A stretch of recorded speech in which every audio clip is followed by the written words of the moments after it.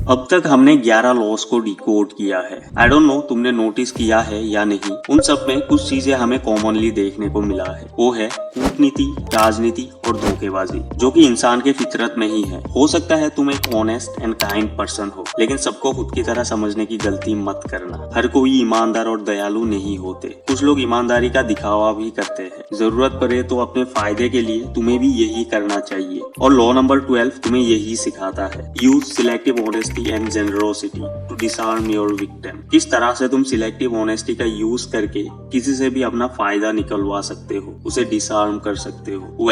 कोई इंसान कितना भी सख्त हो, किसी ना किसी लेवल पर जाकर वो पिघलता ही है। तुम्हें बस खुद को ऑनेस्ट और हेल्पफुल दिखाने की जरूरत है, क्योंकि तुम्हारी तरह हर इंसान के अंदर इमोशन होते हैं। बाहर से कोई कितना भी सख्त हो, अंदर से कहीं ना कहीं वो एक बच्चा ही होता है, जिसे तुम अपनी दया और ईमानदारी वाली लॉलीपॉप दिखाकर पिघला सकते हो, और जरूरत के वक्त तुम उससे अपना फायदा निकलवा सकते हो। एक रूल है, अगर तुम्हें किसी से कुछ लेना है तो पहले उसे कुछ दो, देते रहो, फिर जाकर उससे मांगो। इस सिचुएशन में सामने वाला कभी मना कर ही नहीं पाएगा, और ये चीज तुम्हें अपने फ्रेंड सर्कल में ही देखने को मिल जाएगा। तुम अगर ऑलरेडी किसी की बहुत ज्यादा हेल्प कर चुके हो, फिर जाकर उससे कुछ मांगते हो, तो वो तुम्हें कभी भी मना नहीं करता।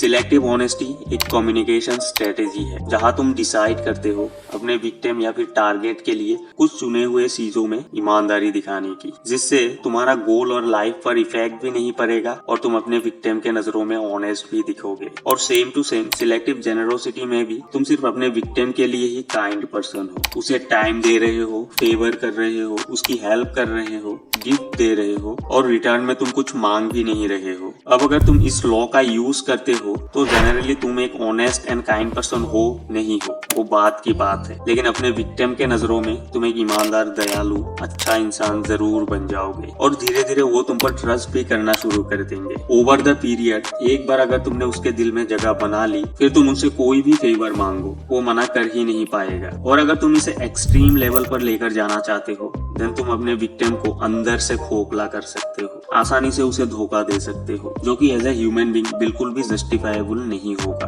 पॉलिटिशियन, बिजनेसमैन और रिलेशनशिप में भी अक्सर इसी ट्रिक का यूज होते हुए नजर आते हैं। हालांकि रिलेशनशिप में बहुत से लोग जेन्युइनली ऑनेस्ट एंड लॉयल होते हैं, लेकिन कुछ ऐसे लोग भी हैं जो सिर्फ लॉयल होने का दिखावा करते हैं और अपना फायदा उठाकर निकल लेते हैं। लोग बिजनेस करते ही है अपने फायदे के लिए। कोई बिजनेसमैन अगर तुम्हें कुछ फ्री में दे रहा है तो समझ लो ओवर द पीरियड वो तुमसे दुगना वसूल करने वाला है। सेम लाइक जियो। पॉलिटिशियन के बारे में सबको पता ही है, सो आई डोंट थिंक कि उसके बारे में मुझे बोलने की जरूरत है। That's it. वीडियो हेल्पफुल लगा तो लाइक करो, नहीं लगा तो डिसलाइक करो। मिलते हैं अगले टॉपिक पे।